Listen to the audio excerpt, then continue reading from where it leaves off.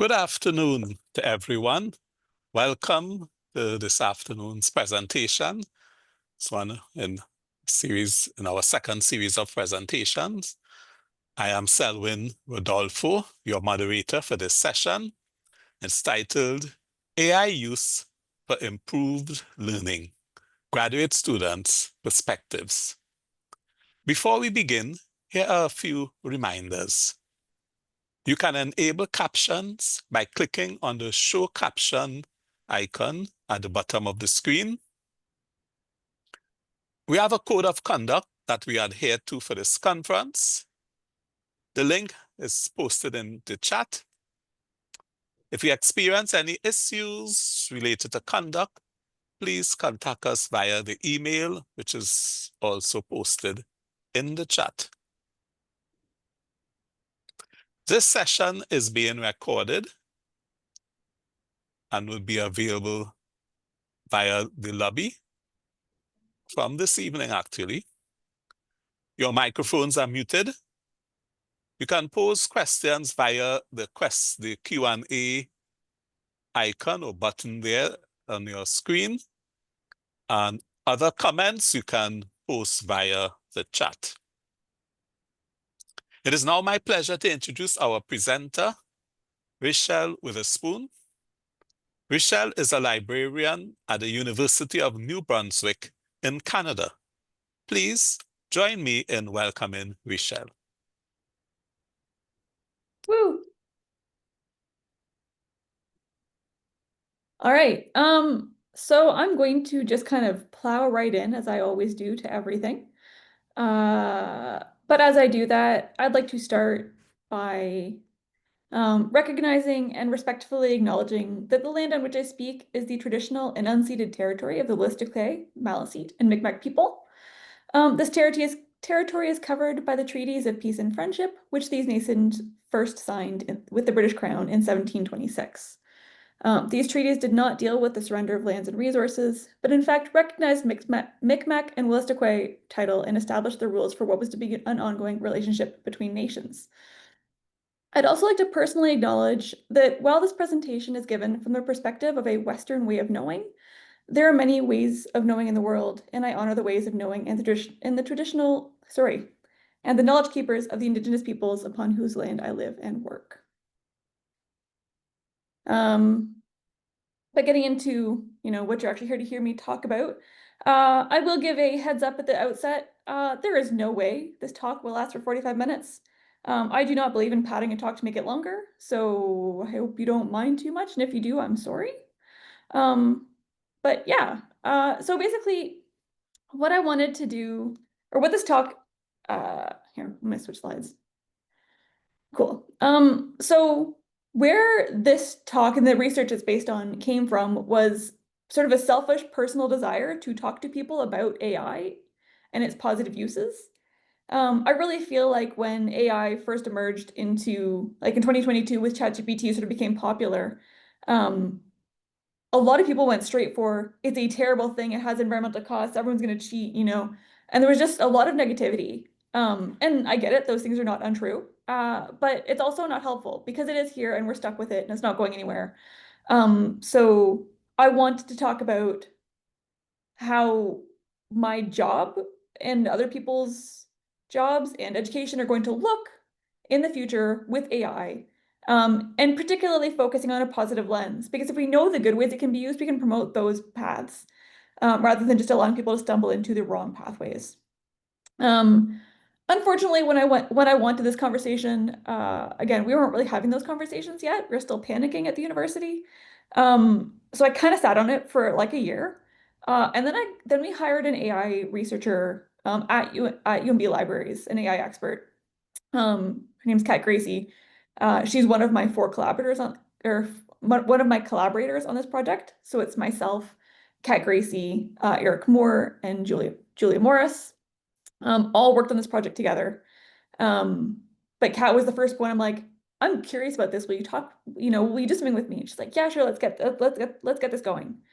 And what we decided as a team was to talk to graduate students because we really felt like they were the ones who were going to be the most invested in improving their educations using AI. I think we had some concerns. I know we had some concerns about undergraduate students really just trying to get through their courses and get their degrees and get out. We felt that graduate students would be a little more invested in actually learning and becoming experts.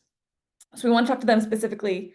And that's what brought us here. Broadly speaking, our approach was using focus groups. We did 2 separate groups with 2 separate sets of questions. Each group had 4 questions. And basically what we did was we would bring students into the library. We offered them pizza and money to convince them to come. And still, we're not overly successful at encouraging them to come. So future bribery attempts might need to be more extensive. But we did get people to come in, and we would have them in for about an hour and a half. They included time to eat their pizza. And we would have them do a think, pair, share exercise for each of the research questions we asked.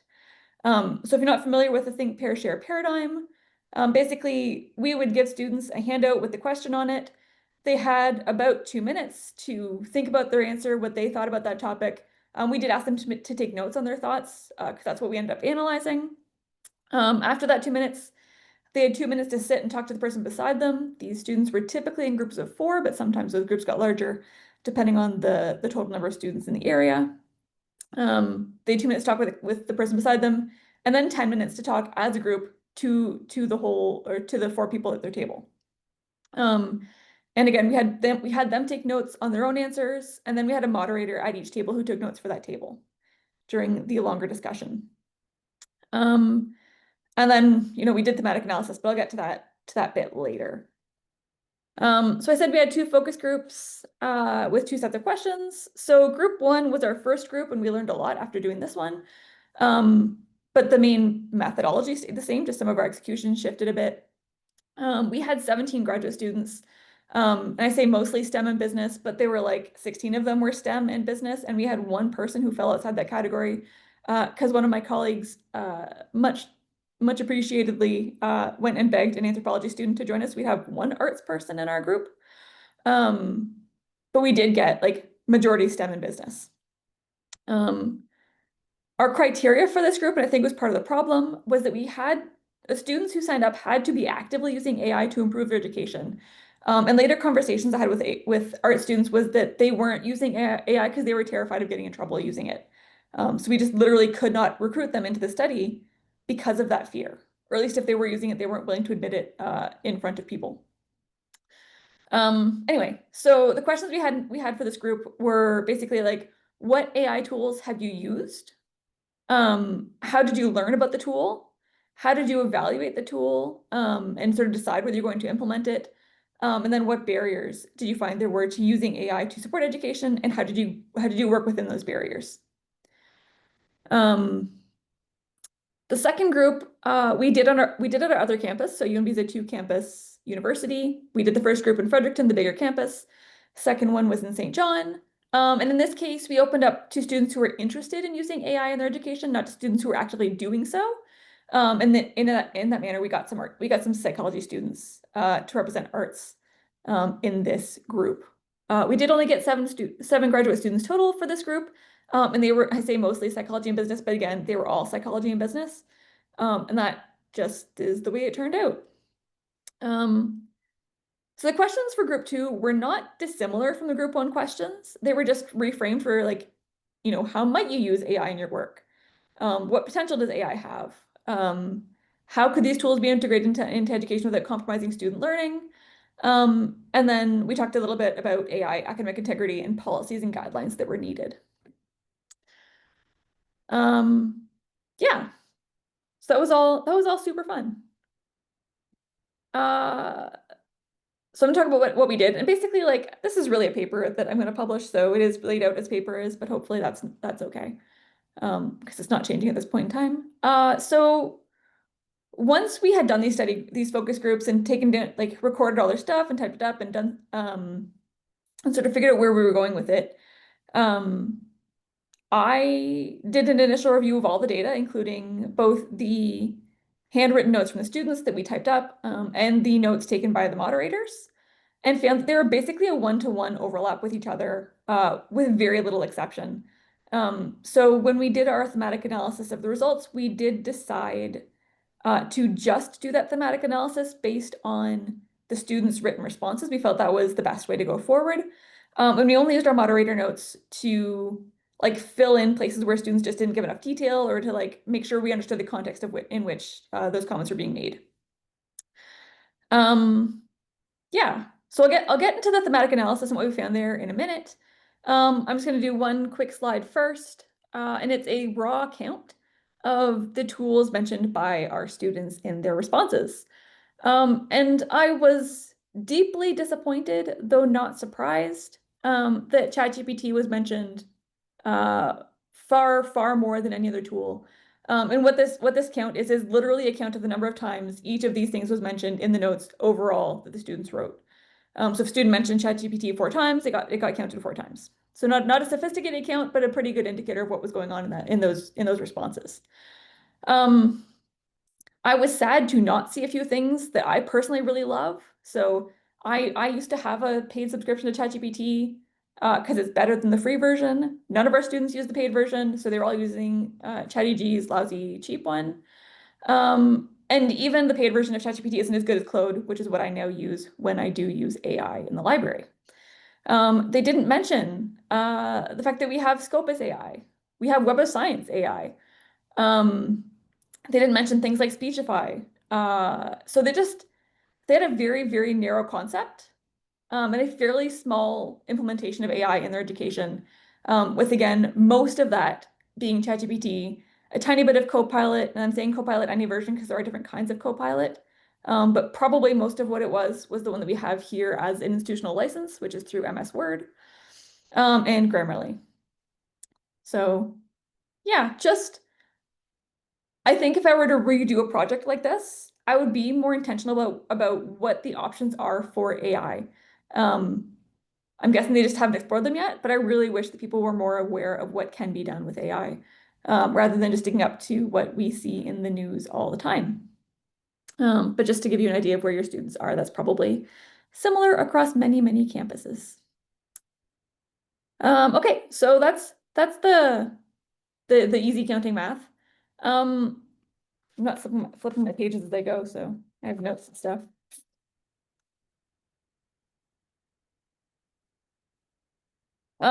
So we end up coming up with 5 themes.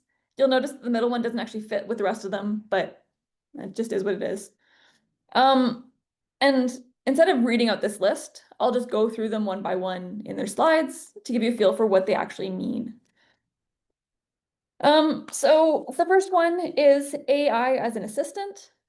This theme was the first to emerge in most discussions. It focused heavily on AI as like just an assistant, not an agent. Students described using AI to support their work, but not trusting it to do any of that work for them. For instance, several students used AI to help with brainstorming, to draft code, which they would then edit, to revise their work that they had written themselves, and to save a lot of time on smaller tasks that they felt they didn't usually have time for. So mostly just to make their lives a little easier and to increase their capacity. But even as they touted the benefits of using it to support their work, they also strongly emphasized their mistrust of AI tools, saying things like, can't trust 100%, still some hallucination, and expert supervision is always needed. I will stop here a second and just mention that despite this like seemingly balanced approach of like, it's just helping me, I don't really trust it, they did seem to show an unfortunate amount of trust in its responses when they used it. And honestly, quite questionable. They're like, yeah, no, we know we can't trust it, but it can totally do this thing. I'm like, can it though? So that was one flag that I had that they wouldn't admit to when we were talking to them. So I can't officially say in a paper, but thought I could raise here. Cool. So that's assistant. AI as private tutor is probably my favorite. So use of AI as a private tutor was also like really popular among our students, and was really like, if AI assistant was the first thing to come out, AI as private tutor was almost always the second thing. And they liked it for quick answers to questions, explanations of complex content. This was particularly for students whose first language was not English. They liked it for creation of test prep and review materials. One student used it to create a practice exam for their subject area, which was fantastic. And they also like to summarize and simplify readings to save them and make it easier to consume. So we had quotes like, when I started, I realized it was like a private tutor. Another said, completely tailored to the needs of the students, if being used as a resource to tutor, train, or explain things in different ways. There was a general appreciation for the fact that they could ask AI a question, get an answer, then ask for more details on any parts they were stuck on. And in particular, students liked that it gave them like a direct answer to their questions, whereas speaking with a professor or fellow student often led to less focused, efficient, and effective interactions. So, when you go talk to a prof and you ask them a question, they're going to answer your question maybe if they understood what you meant when you asked it, but they'll give you a huge spiel and not give you that chance to hone in on the pieces that you're particularly stuck on. So I just found it was much, much more efficient to speak to AI than to speak to a person. Um, yeah.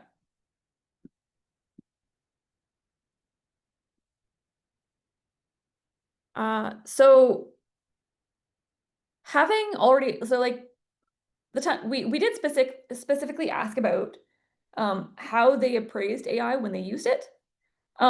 But we also knew that they didn't trust it. They had some sort of evaluation criteria going on because they said over and over again, hallucination, wanted like no trusting, like all that skepticism came out really early. But we did explicitly ask about, how did they test it?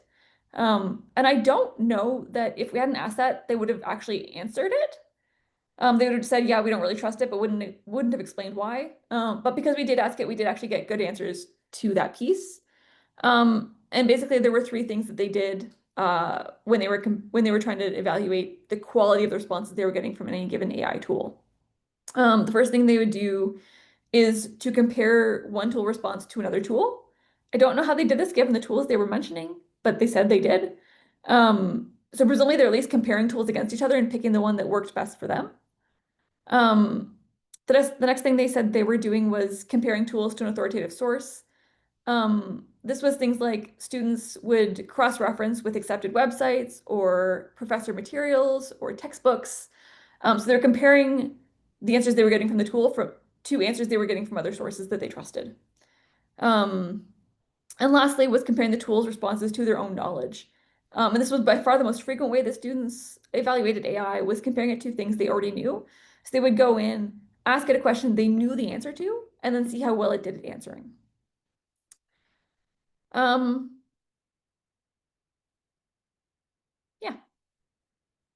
So good to know they are actually thinking about these things as they go, despite my concerns about how much these appraisals are impacting their use of the tool. Yeah. AI as threat was like, despite our attempts to keep the discussion positive and aimed towards, how is it helping you? There was a fair amount of focus on AI as threat, particularly in our second research group where we talked about, academic integrity.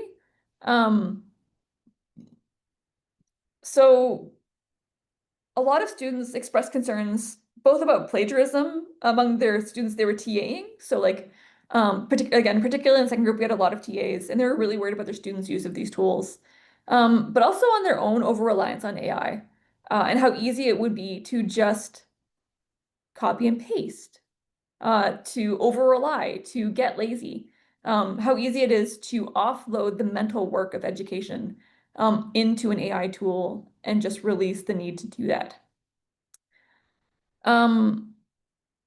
As a part of this, a few students also highlighted a particular concern about programs that are highly competitive, fearing that students who would otherwise like to be honest and genuinely engage and learn with the material themselves are feeling pressured to use AI in order to compete with students who are using AI, that they just can't keep up with otherwise because they don't have the same, like if they're not offloading the work onto AI, they're doing it all themselves and they can't outcompete someone who's got a personal assistant on their side and a private tutor.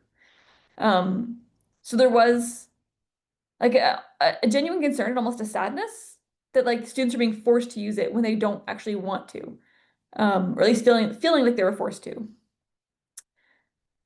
In addition to these things, like these very academic concerns, there were also those really normal concerns tied to AI as a like societal level, lack of standards and regulation, data security, privacy, bias in responses. One student summed this up really nicely, explaining that they, and I quote, worry about the ethics of the companies that own the tools, and if I can trust the tool to not misuse the data I provided, or if censorship will make results biased.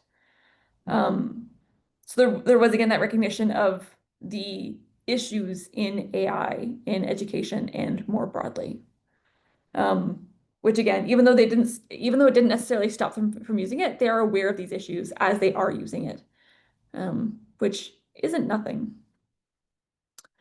Okay, so the last piece, and one that I found particularly interesting, and I've been trying to like push at my university a bit more, is AI as practice gap. So this theme emerged from uh, the way that our focus groups sort of like emphasized uncertainty and lack of clarity. Like that fear I felt I got from art students when I spoke to them informally, like we don't use it because we're afraid. Lots of students expressed that same kind of fear in our focus groups, saying, you know, my thesis, my degree are at risk if any part of my work is not original. They voiced frustration with the variability between professors and what constituted acceptable AI use, and the overall lack of clarity surrounding the implications on academic integrity. So what they really were experiencing was that, you know, they might have, and this was again graduate students, they might have 3 committee members. One would be like, yeah, cool, use it. The other two would be like, no, you're gonna fail if you do. And that meant that, you know, some of their peers could use it in some ways and they couldn't, or like it just created a lot of fear, uncertainty, inequality. It just really, really requires policy. So I don't know about the institutions you're at or what you're doing. At UNB, we are just creating a policy for AI use in the classroom. And basically what it says is your prof gets to decide what you do. And that's fair enough at the course level. When it comes to graduate students and research, they're not getting course credit. They're not being treated equitably. So again, one student can, one student can't. That makes the system unfair. So we need policies that address that particular inequality that students are facing right now. So yeah, really what students were looking for, or like what emerged from this was a desire of the students to have, first of all, that policy, that clear outlined policy of what they can and cannot do with AI, and what their options are for sort of like feedback, conversation, resolution. And the thing they are looking for is education. They want to know about AI in academia. They want someone to teach it to them. They want someone to address these issues in a way that they can feel comfortable and confident with. Which is really for me the other part of what this research project was about. I'd really like to provide that for students to help them know how they can use AI in a positive way. Because I know for sure if we don't teach that, they're going to use it in a negative way. So yeah, that's more or less where we came down on this research project. It was kind of crazy, but really great. I have this beautiful conclusion slide, mostly because I felt like I was supposed to have a conclusion slide, but I basically told you my conclusions already. So that's where we are with this talk. Thank you. I made it at least 25 minutes, which is better than I thought. So there we go. I'm happy to take questions. How fast did I talk? I'm sure everyone, they heard, they understood. Thank you so much, Richelle, for your presentation. We do have one question in the chat, which I missed when it was first offered. It was when you were speaking about the various tools that students were moving towards and their emphasis on the chat GPT. So this is a question, and I'll read it. It's from Rebecca. I've found that some people refer to all chatbots as chat GPT. did you try to differentiate if they really meant open AI products? I didn't think of that at all, actually, and that's interesting point to make. I did in one of my groups talk like actually, edge in as a moderator for a minute and be like, "You guys using any of these other things?" Like, "Oh no, we all use ChatGPT." But I didn't realize that was an issue among students that they all sort of thought they were the same thing. I find users of Claude and Perplexity are all pretty explicit about what they use. So thank you. That's not something I'd consider. I don't think any of us had thought about it that way. Good. Thank you. So the floor is open for any questions. We do have a comment in the chat, which I can read out, coming from Joshua. He says, right, and he's quoting a comment you made, more efficient to speak to AI than the professor. That rings true, but disturbing. Yeah. It there was a lot of nodding when people said that. They're like, yeah, it's just easier to ask it a question and get the answer. Which I get. And also AI is there when you need it. Well, at least when I was a graduate student, it could be a week before my prof would see me. Um, so there is a huge convenience and time saving piece, but it does imply a lot of trust in AI. Uh, yeah, I definitely agree with that. Yes, yes. Right, we do have another question coming from Peter. Did they say anything interesting about the future of AI? What they fear or what they hope for? Oh, geez. I mean, a little bit of both. There was a pretty broad acknowledgement that AI was here to stay. There was definitely, again, particularly among that second group, a huge fear of their students, the students that they were TAing, not developing critical thinking skills that they needed, because they were just offloading that mental work onto chatbots. And like it was almost like they couldn't like this one particular group in that session just could not let that concern go. It came up over and over and over. And I actually had a case where one student, like I think the first question for that group was like, how can it be incorporated into education in a way that, doesn't impact academic integrity? There's a question about that in there. Might have been the second or third question, but one student looked at me and said, "I'm going to be controversial and say that that's not possible." And I'm like, "Oh, okay, so we just all gonna become cheaters for the rest of our lives. This is a great outlook on the future of the world." So there was like a really big fear about what AI was doing to students who are coming. Like at the time, these students, like our graduate students, are already experts in their field. They already know what they're doing. They're less vulnerable to that loss. But I think that they're worried about the students who are coming up after them, who trust it too much, who use it too much, who aren't developing the skills that they've already developed. Was a big one. Um, but on the other hand, these graduate students were using in ways that were pretty great, and really, really helping them. Like they were getting more done, they were being more effective. One student's like actual thesis used AI to help her create a model for like trees falling in a forest or something like that. It was some forest related like height of trees and falling. Um, she used it to build the model that she used, and she tested her model several times outside of AI. But it was a project she never could have accomplished without the tool of AI to aid her. So they're all like, there's a lot of potential, but it's also a lot of fear and cost and concern from the students who were talking. And I think these are fears that we all kind of know are there, right? Like we know there's potential. We also know that there's, that potential could be good or not. Mhm, mhm.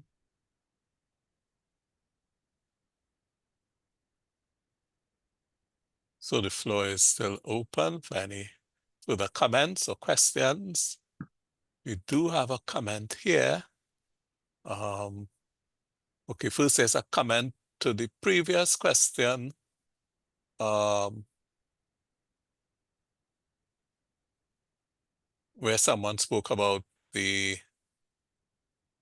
where students would prefer to speak to the AI than the professor. But they said there's definitely a feeling that the AI isn't judging you while other humans may.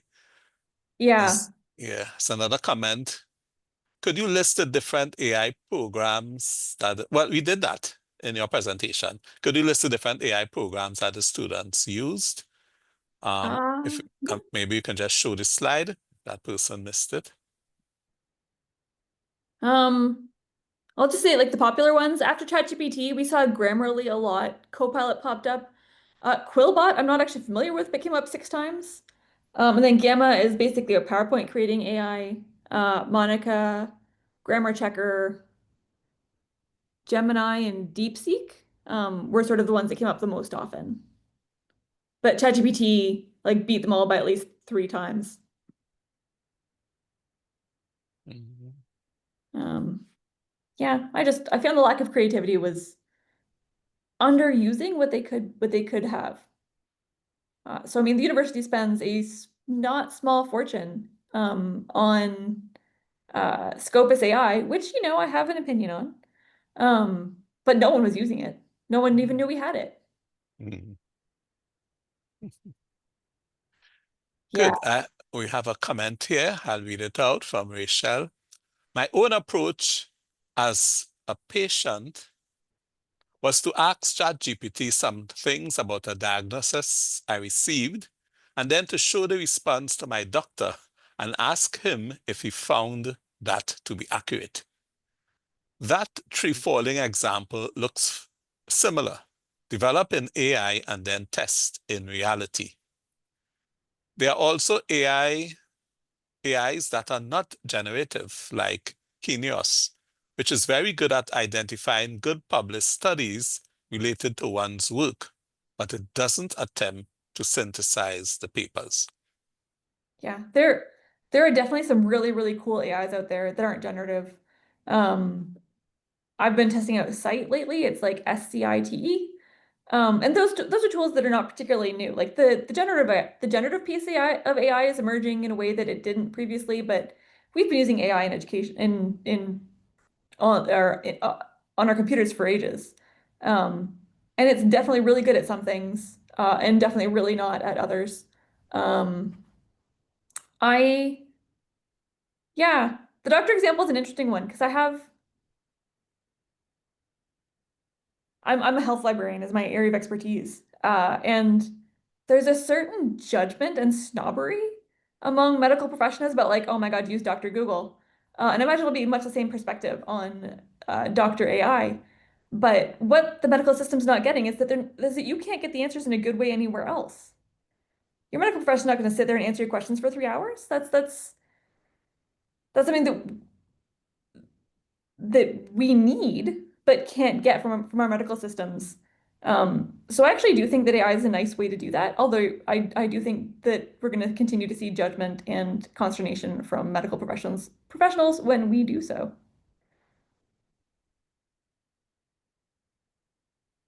I'll also say as a health librarian, I work really, really hard to get our nursing students out of that tool and into proper literature. So just, my own bias there. But yeah, I'm totally on board with using AI to help you find some information that it should be able to do fairly well. Like I would never go to AI for great nuance, but if you ask it what 2 + 2 is and you don't mess around with it, it's going to give you the answer 4. Like it's, don't trust 100%, but it's mostly pretty goodish. Mhm. Actually just did a Mhm. study on it using comparing like systematic review responses to answers to the same questions in ChatGPT and Scopus AI and Consensus. Um, and like these are systematic review questions. They're intense. And even then, Scopus and Consensus had about a 70% accuracy rate, which given the complexity of questions was not terrible. But it was still 70%. Mhm. Gen AI is not great at math embedded in language. That was not a complicated questions. But yeah, you can mess with ChatGPT pretty easily. It's a little entertaining. I have a friend or one of my colleagues in St. John who has a very, very great example of basically getting AI to endorse Hitler, without actually telling AI to endorse Hitler. It was kind of fantastic and kind of terrifying. I liked it academically. I liked it a little bit less socially. Um, Yeah. I mean, we all know what AI is, so yeah. Any Yes. So yes, questions, a number comments? of comments in the chat. I I can see the think chat you've now, gone through them. Yes, yes.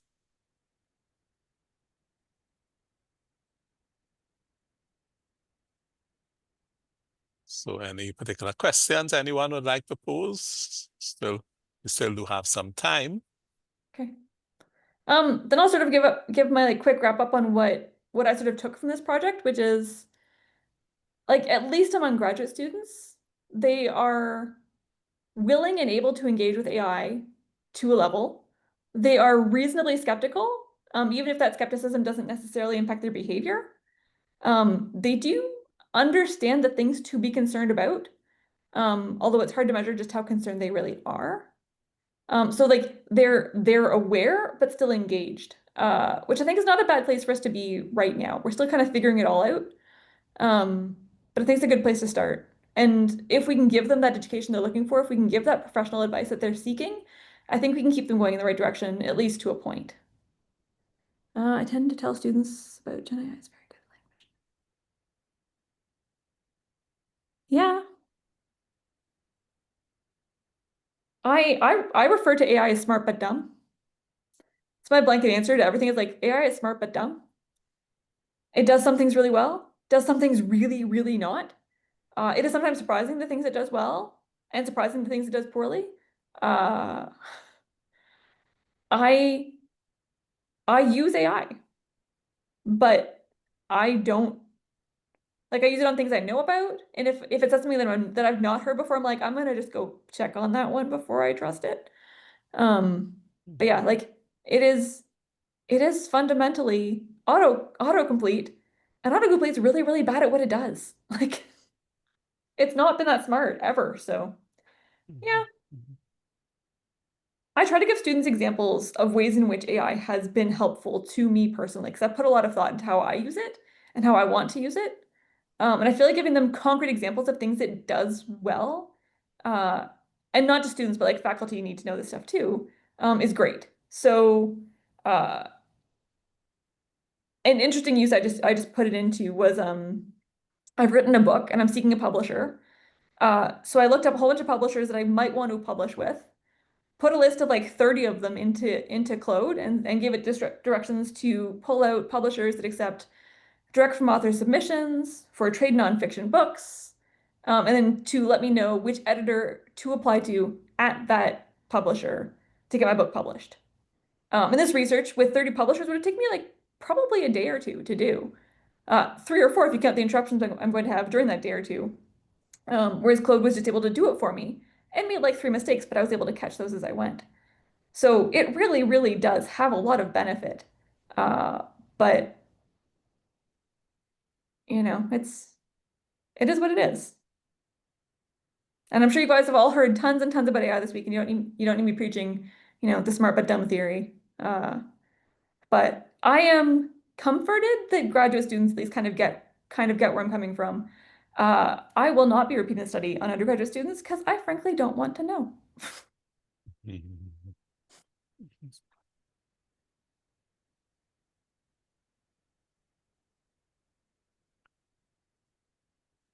Great. Well, we seem not to have. Oh, there's another comment. Okay. Yeah, Yes, you'll soon yeah, have them. They'll soon be before you. yeah, but yeah, if they don't use the if they don't learn the stuff now, they're not making it to grad school, right? They'll just, not get the good enough marks. I'm hoping that, Anyway, yeah, I can deal with it in the future. I just have to, ignorance is bliss for now. Yeah, yes. But I'm wondering if each year, seeing that it's a new tool and all that's emerging, that each new cohort of graduate students will be coming with a different perspective from their use of AI and the interaction with it. Yeah. Yeah, I'm What are your hoping to see more thoughts? creativity. Yeah. Like I'm personally I'm like a super user of Speechify because I can read an article while I'm walking. I can just read it to me and I can enjoy it. Mhm. And that way I get exercise and I get to learn at the same time. But no one else was using it. I mean, speech might cost money. So cool, whatever. But there are other text-to-speech options. So I'd love to see more creativity among students about what they're using and just more genuine thought about what tools are best. And I did not see evidence of that. Yeah, yeah. But anyway, I feel like we've kind of reached the end of. Yes, yes. So thank you, Richelle, on behalf of all who've participated in this session here. Thank you all for sharing your thoughts and your questions. We do have one more session, and that's our closing keynote address, which begins at 3 p.m. Do note that this conversation here can continue on Discord. So if anybody wishes to continue this issue of our students and our graduate students and their use of AI, and how do we engender in them more creative use and more brave use of it while being ethical. Okay, so thank you, Richelle, for presenting to us your research and for the comments you've shared with us to have us thinking a bit more of the work we do. Oh, great. Thank you. Thanks, everyone. Enjoy the closing keynote. Okay, bye everyone. See you at 3.